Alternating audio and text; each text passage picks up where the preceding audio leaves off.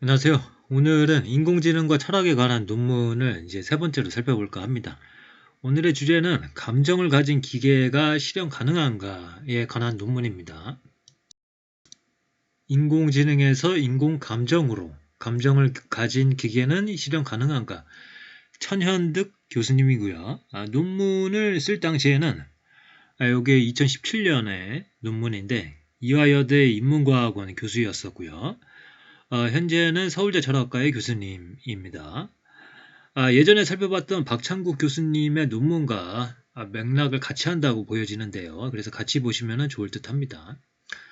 요약문을 보면은 인공 감정에 대한 철학적 탐구가 필요한 시점이다. 인간의 고유한 영역으로 간주되던 그런 인간의 이성이라던가 그런 인지적인 부분에서 기계의 추월을 염려하는 처지가 되자 사람들은 이제 이성이 아니라 감정에서 인간의 고유성을 찾으려 한다.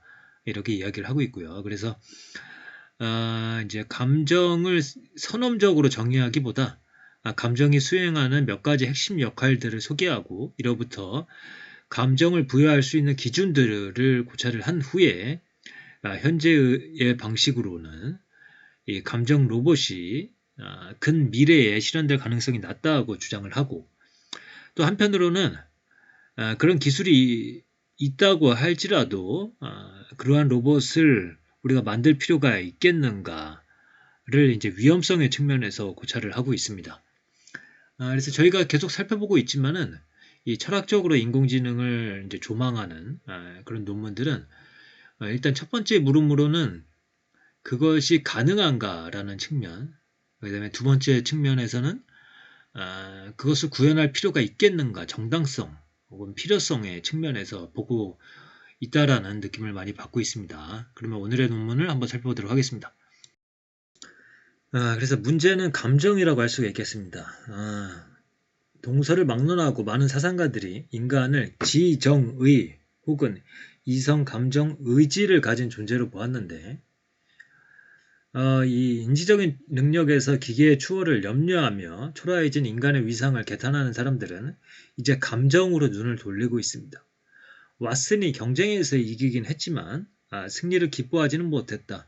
당신은 왓슨의 등을 두드리며 축하해 줄 수 없고 함께 축배를 들 수도 없다. 로봇은 이런 행동들이 무엇을 의미하는지 이해할 수 없을 뿐더러 자신이 이겼다는 사실조차 인식하지 못한다. 그래서 어쨌든 사람들은 이제 인간성의 핵심을 지적인 능력이 아니라 정서적인 부분에서 찾으려 하고 있습니다. 그래서 이제 감정이 중요하고 인공지능이나 로봇에 이 감정을 실으려고 할 때 결국에 문제가 되는 것은 감정이란 무엇인가 라는 것이죠. 그런데 이 감정의 본질이 뭐고 우리는 그런 감정을 왜 가지고 있는지를 본격적으로 탐구하는 일은 이 글의 범위를 넘어선다고 이야기를 하고 있고요. 그러나 이 감정이 무엇인지 이해하는 한 가지 방식 중에 하나는 감정의 기능적 역할을 이해하는 것입니다. 그래서 감정이 수행하는 몇 가지 핵심적인 역할들을 고려해보고 이를 통해서 감정을 부여할 수 있는 기준을 생각해 볼 수 있다는 거죠. 그래서 우리가 다른 사람에게 감정을 부여할 때 어떤 기준들이 호소하는지 점검해 보는 것이 좋은 출발점이 될 수 있다. 그래서 감정이 무슨 역할을 하는가? 첫 번째로는 개체의 생존, 안녕 혹은 항상성 유지에 관련된 중요한 정보를 제공해준다. 감정은 차분한 고등 인지 과정과는 달리 빠르고 효과적인 상황 판단 및 의사결정이 가능하도록 해준다. 만약에 당신이 느낀 공포감은 당신이 위험한 상황에 처해 있다고 즉각 알려주며 전달하는 정보의 양은 적지만 커다란 효과를 발휘한다. 그리고 이때의 감정은 지향성을 가지며 감정을 느끼는 개체가 처한 상황에 대한 평가를 포함한다. 그 개체가 느끼는 공포 감정은 그가 위험한 상황에 처해 있다는 핵심 주제를 표상하고 그에 알맞게 대응하도록 준비시킨다. 이 감정의 두 번째 역할입니다. 인지 과정을 촉진하기도 증진하기도 하고 추론 양식에 영향을 미치기도 한다. 예컨대 공포를 느끼게 되면은 그러면은 이제 상황의 세부적인 내용들이 선명하게 집중이 되죠. 반면에 긍정적인 마음을 갖게 되면 큰 그림이나 포괄적인 의미를 생각하도록 만드는 경향이 있다. 그래서 그리고 또 이 감정은 선택적 주의에서도 중요한 역할을 한다. 특정한 측면에만 초점을 맞추게 하는 것. 중요하고 두드러진 특성에 주의를 집중하고 그렇지 않은 것들은 그냥 지나친다. 그리고 장기 기억 형성에도 일정한 역할을 한다. 우리는 강한 감정을 동반했던 사건들을 더 잘 기억하는 경향이 있다. 감정은 행위를 안내하는 역할을 한다. 감정은 장기적인 계획을 세우거나 무엇을 추구하고 무엇을 회피할지 판단할 때 핵심 근거가 된다. 그래서 이제 그 다마지오의 이제 예전에도 몇 번 살펴본 바가 있었죠. 잘 알려진 연구에 따르면 대뇌 변형계의 감정 중추가 손상된 환자들의 경우 가치 판단에 혼란을 겪는다.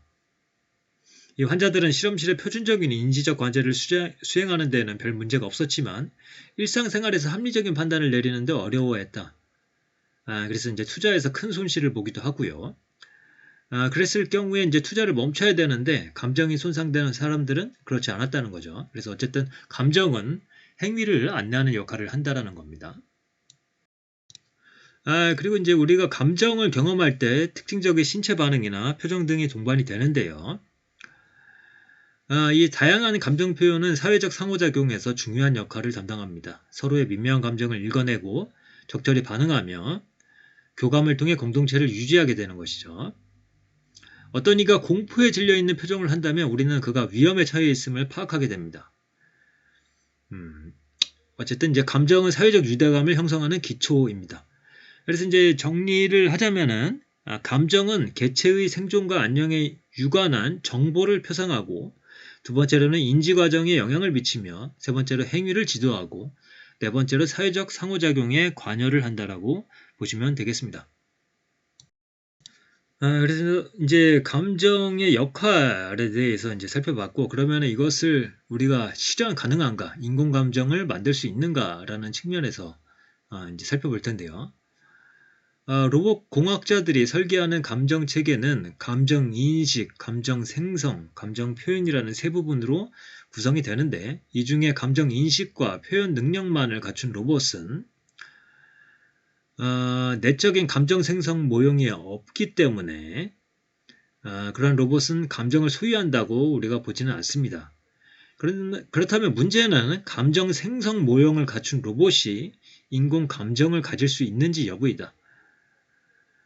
이는 감정 모형이 어떤 수준에서 구현되는지에 달려있다. 그러나 현재의 기술 수준에서 인공 감정을 가진 로봇은 없을 뿐 아니라 가까운 미래에 그런 로봇이 등장할 가능성은 희박하다고 판단된다.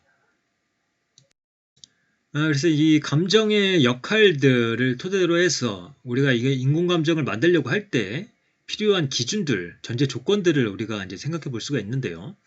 첫 번째로는 감정은 주어진 자극이 가진 가치와 중요성에 대한 평가를 포함하기 때문에 자기 자신에 대한 기초적인 모형 혹은 원초적 자아를 가져야 한다.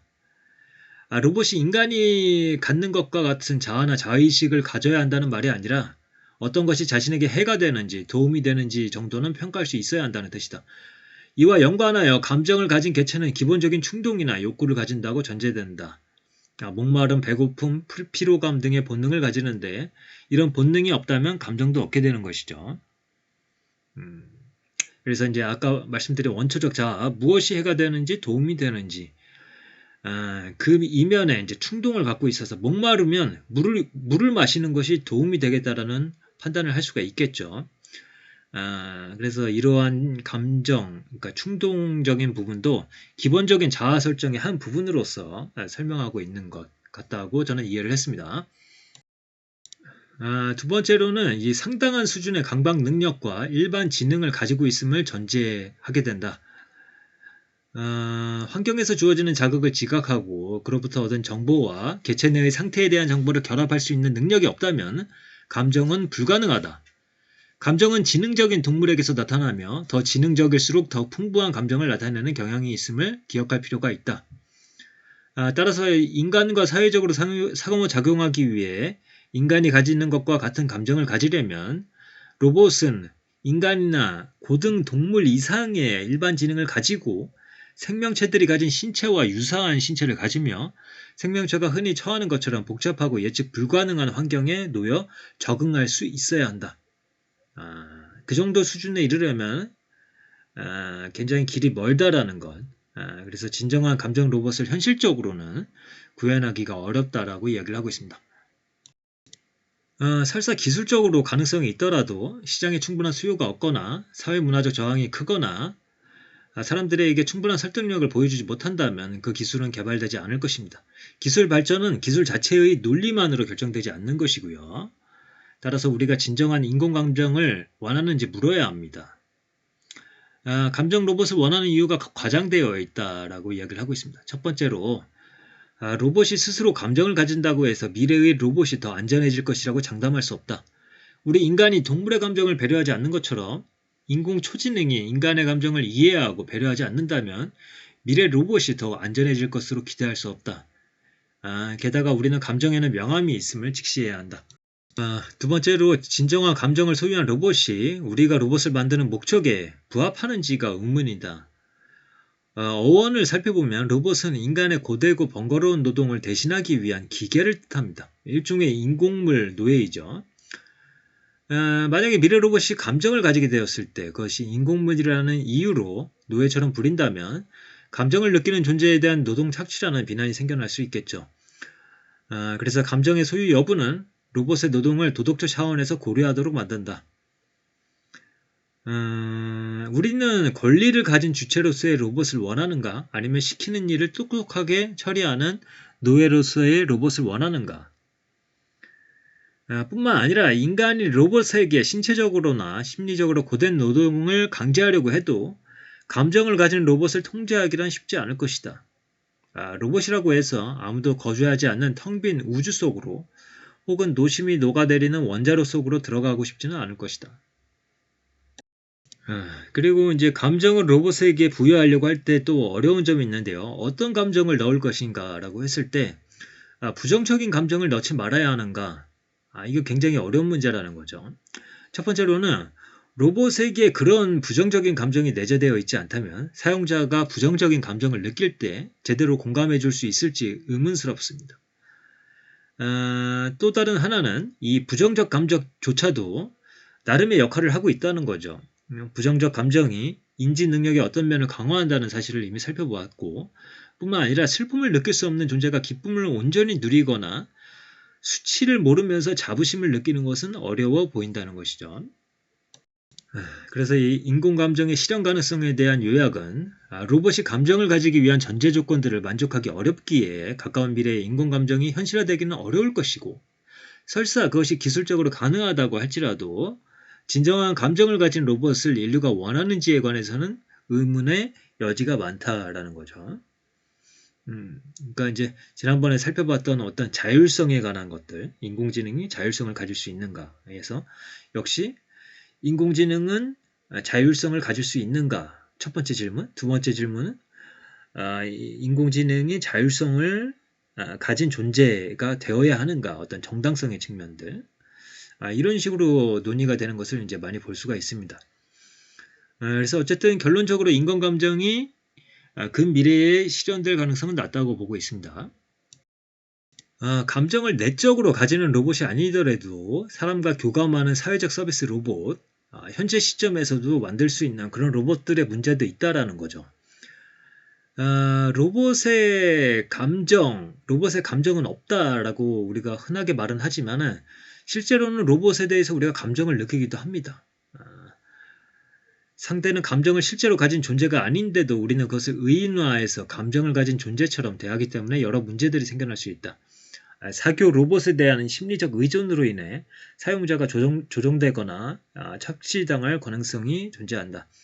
예컨대 로봇을 이용해 회사가 출시하는 새로운 제품을 구매하도록 설득하거나 유도하는 것이 가능한 것이죠.